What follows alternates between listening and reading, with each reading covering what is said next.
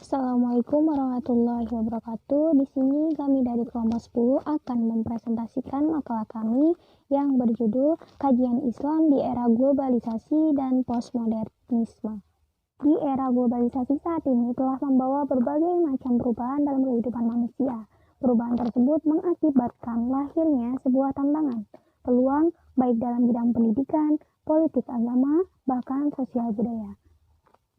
Pendidikan Islam adalah pendidikan yang tidak dibatasi oleh lingkungan kelembagaan Islam atau oleh kajian ilmu pengetahuan tertentu dan berdasarkan pengalaman keislaman semata-mata, namun menjangkau segala aspek ilmu, pengetahuan, pengalaman, dan aspirasi masyarakat Muslim. Pengertian kajian Islam di era globalisasi dan postmodernisme. Globalisasi. Kata globalisasi diambil dari kata global yang maknanya universal. Globalisasi belum memiliki definisi yang mampu kecuali sekitar definisi kerja atau working definition, sehingga tergantung dari sisi mana orang melihatnya. Globalisasi adalah proses integrasi internasional terjadi karena pertukaran pandangan dunia, produk, pemikiran, aspek-aspek kebudayaan lainnya. Dari perbedaan orang-orang memandang globalisasi, muncullah masyarakat yang menerima globalisasi dan masyarakat yang tidak menerima globalisasi. Globalisasi berawal dari transportasi dan komunikasi, tetapi tampaknya segera terasa dalam berbagai bidang kehidupan manusia, baik ekonomi, politik, perdagangan, gaya hidup, bahkan agama. Begitu cepat masyarakat mengikuti perkembangan zaman, mereka tidak mau ketinggalan sedikit pun dari perkembangan ini. Selanjutnya ada postmodernisme. Postmodernisme secara etimologi, kata postmodern terdiri dari dua kata, yaitu post dan modern. Kedua bahasa ini berasal dari bahasa Inggris. Kata post berarti sesudah. Jadi postmodern adalah masa sesudah zaman modern, yang dalam literatur Indonesia sering disebut dengan pasca modern. Maka faham mereka sering didengar dengan sebutan pasca modernisme atau postmodernisme. Secara terminologi, menurut Doni Gahral Adian, ialah wacana pemikiran baru yang menggantikan modernisme. Postmodernisme menghilangkan konsep-konsep modernisme seperti adanya subjek yang sadar diri dan otonom, adanya representasi istimewa tentang dunia. Pendidikan Islam dalam menghadapi era globalisasi. Pendidikan pada umumnya memiliki tujuan untuk membentuk manusia yang berilmu, cerdas, bermoral, memiliki etos yang tinggi, dan teknologi yang tinggi, serta memiliki skill guna membangun bangsanya. Di era globalisasi saat ini, pendidikan Islam lebih banyak sentuhannya pada kalbu atau hati daripada sentuhan pada akal. Begitu pula dengan metode pembelajarannya yang lebih menekankan pada sentuhan kalbu atau hati melalui hafalan dibanding dengan sentuhan akal. Dari proses penyelenggaraan pendidikan Islam tersebut, tentu saja tidak dapat membentuk peserta didik yang memiliki kreativitas yang tinggi. Padahal hal itu sangat dibutuhkan di era globalisasi saat ini. Tantangan pendidikan Islam di era globalisasi. Lembaga pendidikan Islam di era globalisasi saat ini menghadapi tantangan yang sangat berat untuk mencetak manusia yang memiliki penguasaan agama sekaligus memiliki pengetahuan umum, juga memiliki skill yang kelak bermanfaat bagi kehidupannya saat ini. Pada nyatanya, perkembangan teknologi yang canggih saat ini sangat berkembang begitu pesat. Jadi dibutuhkan lulusan pendidikan Islam yang mampu mengembangkan dan dapat mengikuti globalisasi saat ini sehingga dapat berkembang di tengah masyarakat secara optimal.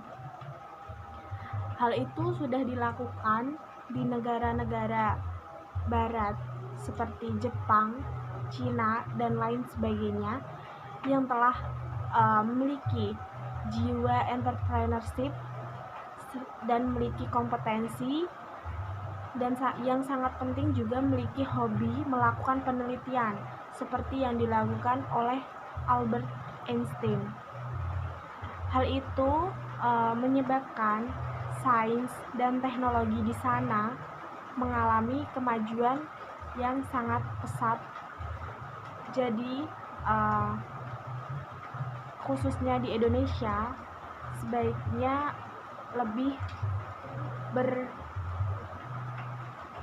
bisa mengikuti perkembangan zaman atau globalisasi saat ini. Selanjutnya yaitu poin D adalah implikasi postmodernisme terhadap pemikiran Islam. Salah satu ciri dari model berpikir postmodernisme yaitu dekonstruksi. Apakah model berpikir tersebut telah memasuki wilayah keagamaan kita? Jika yang dimaksud dengan pemikiran dekonstruksi adalah sejenis kritik, penolakan, sanggahan, dan argumentatif terhadap pemikiran dan keyakinan beragama yang sudah baku, mapan, dan standar, maka secara sosiologis dalam wilayah kehidupan beragama manusia itu sendiri hal itu sering terjadi. Menurut Komarudin Hidayat, sulit mencari sosok pemikir yang secara spesifik dan intens terlibat dalam wacana postmodernisme sebagai sebuah agenda filosofis intelektual. Untuk membicarakan kaitan antara Islam dan postmodernisme, kita mau tidak mau harus juga memeriksa kembali modus keberagamaan kita, pandangan kita tentang watak bahasa agama, dan bagaimana bahasa agama tersebut meski kita sikapi. Terhadap beberapa alasan mengapa perlu melakukan dekonstruksi terhadap bahasa agama dan bagaimana bisa dilakukan, antara lain yaitu pertama, kitab suci sebagai firman Tuhan diturunkan dalam penggalan ruang dan waktu. Yang kedua, bahasa apapun juga termasuk bahasa kitab suci memiliki keterbatasan yang bersifat lokal karena bahasa adalah realitas budaya. Yang ketiga yaitu ketika bahasa agama disakralkan. Yang keempat, kitab suci di samping kodifikasi hukum Tuhan adalah sebuah rekaman dialog Tuhan dengan sejarah di mana kehadiran Tuhan diwakili oleh Rasulnya. Yang kelima yaitu ketika masyarakat dihadapkan pada krisis epistemologi. Yang keenam, yang terakhir yaitu semakin otonom dan berkembang pemikiran manusia, maka semakin otonom manusia untuk mengikuti dan menolak ajaran agama dan kitab sucinya. Poin E yaitu tokoh muslim era postmodernisme, yaitu tokohnya yaitu ada 1.